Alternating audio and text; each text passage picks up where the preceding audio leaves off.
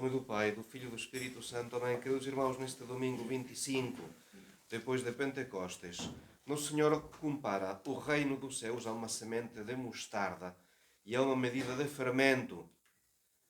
Pequenas, insignificantes no início, a mostarda vai ser capaz de transformar-se numa planta semelhante a uma árvore. E esta medida de fermento vai ser capaz de transformar um volume considerável de farinha. O que mostra Nosso Senhor este contraste entre o início, tão simples, tão pequeno, e depois a conclusão. É o valor das coisas pequenas.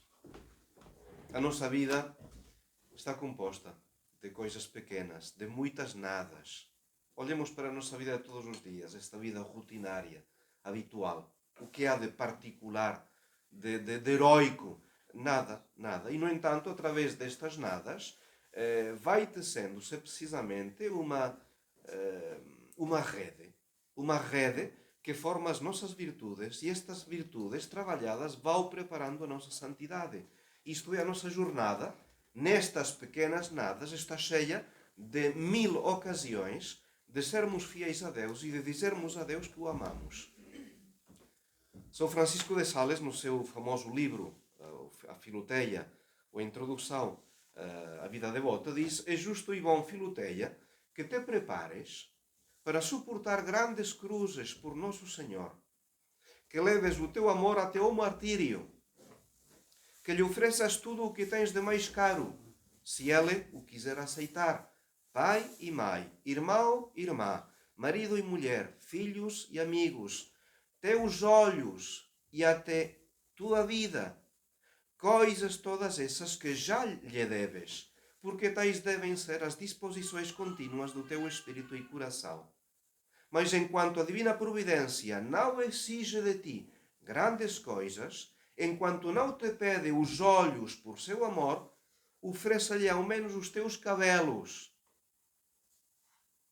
Quero dizer que é necessário suportar com brandura os pequenos incômodos, essas perdas pouco valiosas e essas contrariedades inúmeras de cada dia.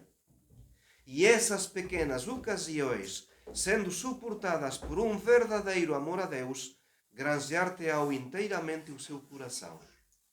Sim, esses pequenos atos de caridade que fazes todos os dias, essas dores de cabeça e de dentes, essas constipações, esse mau gênio de um marido ou de uma mulher, o quebrar-se um vidro, o desdém, o mau humor, a perda das luvas, do lenço ou do anel, esses pequenos incômodos de deitar-se cedo e de madrugar pela manhã para rezar ou comungar, essa vergonha passageira que se tem ao fazer algum ato público de piedade, numa palavra, todas essas ações e sofrimentos, sendo animados do amor de Deus, agradam muitíssimo a sua divina bondade, que prometeu o céu, o reino dos céus, a quem der um copo d'água por amor dele.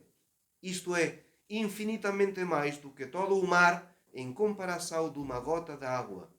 E como essas ocasiões se oferecem a cada instante, podes amontoar riquezas espirituais incalculáveis se as aproveitares bem.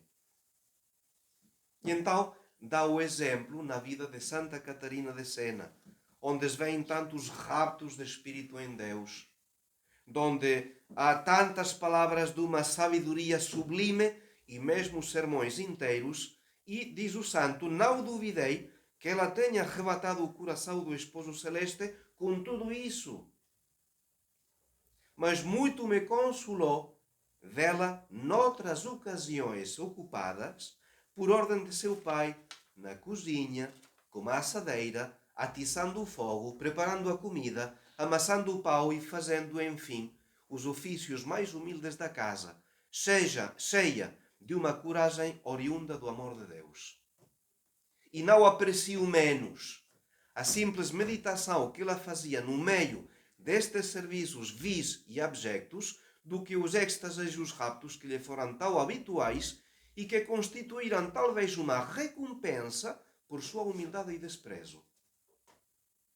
Sua meditação consistia em pensar que preparando a comida para seu pai, ela estava trabalhando para Nosso Senhor, como Santa Marta, que sua mãe ocupava o lugar de Nossa Senhora, assim como os seus irmãos, os dos apóstolos, de sorte que excitava quanto podia o seu fervor para servir assim, em espírito, a toda a corte celeste, e a sua convicção de fazer em tudo a vontade de Deus compenetrava a sua alma de uma suavidade admirável.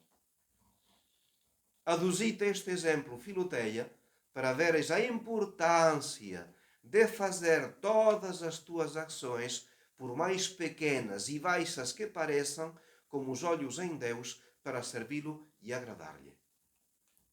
Grau de mostarda, medida de fermento, valor das coisas pequenas. Deus pede-nos em cada momento alguma coisa muito concreta, muito pequena, mas sempre ao alcance das nossas forças. E Deus calcula aquilo do que somos capazes. Depois da primeira correspondência, chegam mais graças para a segunda, precisamente por termos correspondido à primeira. E assim, uma segunda graça sucede à outra, e vamos nos tornando aptos para corresponder a Deus em coisas cada vez mais difíceis. Pelo contrário, se descumprimos o querer de Deus em coisas que nos parecem sem relevância, não têm importância, vamos escorregando por uma pendente que não demorará simplesmente a precipitar-se na mediocridade ou até no pecado. O que diz a Sagrada Escritura? Quem despreza as pequenas coisas, pouco a pouco cairá nas grandes. Qual é a vantagem das coisas pequenas? Que não costuma levar à vaidade. Esta vaidade que esvazia tantas obras. Quem pensará em aplaudir aquele que se deu o seu lugar no autocarro? Ou aquele que deixou ordenados os seus papéis e livros ao terminar o estudo? Quem louvará uma mãe por sorrir aos seus filhos? O professor que preparou bem a sua aula? O aluno que estudou bem a sua matéria de prova? O médico que tratou com delicadeza o seu doente? E estas pequenas coisas, muitas meramente humanas, tornam-se divinas precisamente pelo oferecimento de obras que fazemos todas as manhãs e que depois procuramos renovar durante o dia. Olhemos para a vida de Nosso Senhor. 30 anos de vida escondida. 30 anos de vida escondida. 30 anos que precederam os 3 da sua vida pública e que se desenvolveram na mais absoluta normalidade na aldeia de Nazaré, exercendo um trabalho manual e relacionando-se com parentes, amigos e vizinhos. E a admiração dos seus compatriotas vai ser na vida pública donde lhe vem esta sabedoria e estes milagres. Não é este o filho do carpinteiro? Passava pelo filho do carpinteiro. E nós sabemos que foram também estes 30 anos de redenção. Uma gota de suor de Cristo nos salva tal como uma gota do seu sangue na cruz do Calvário. E assim vemos como Nosso Senhor, diz São Luís Maria de Montfort, Jesus Cristo deu mais glória a Deus Pai pela sua submissão a Maria durante 30 anos do que lhe teria dado se convertesse toda a terra operando os maiores prodígios. Repito a frase. Jesus Cristo deu mais glória a Deus Pai pela sua submissão a Maria durante 30 anos do que lhe teria dado se convertesse toda a terra operando os maiores prodígios.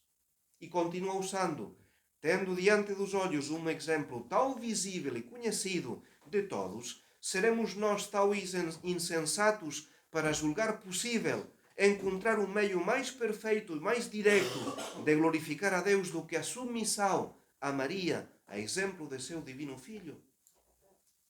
E a graça que temos de pedir a Nossa Senhora, grau de mostarda é fermento. Nossa Senhora ensinar-nos a dar valor ao que parece carecer de importância. Ela vai ensinar-nos a esmerar-nos dos detalhes que podem passar desapercebidos, aos outros sim. Se aos outros sim, mas a Deus nunca passam desapercebidos, porque para Deus, Deus nunca será indiferente diante de qualquer oração, esforço, sacrifício, pensamento que lhe são oferecidos. Deus nunca é indiferente a isso. Então, que Nossa Senhora, que foi atenta, como dizer, em Caná, a falta de vinho passou desapercebida ao mestre Sala, mas não passou desapercebida a Nossa Senhora. Então, mais uma vez, que ela nos ensine a importância deste grau de mostarda e deste fermento na nossa vida espiritual, que podem produzir, sem ver o resultado, uma grande santidade. Em nome do Pai, do Filho e do Espírito Santo.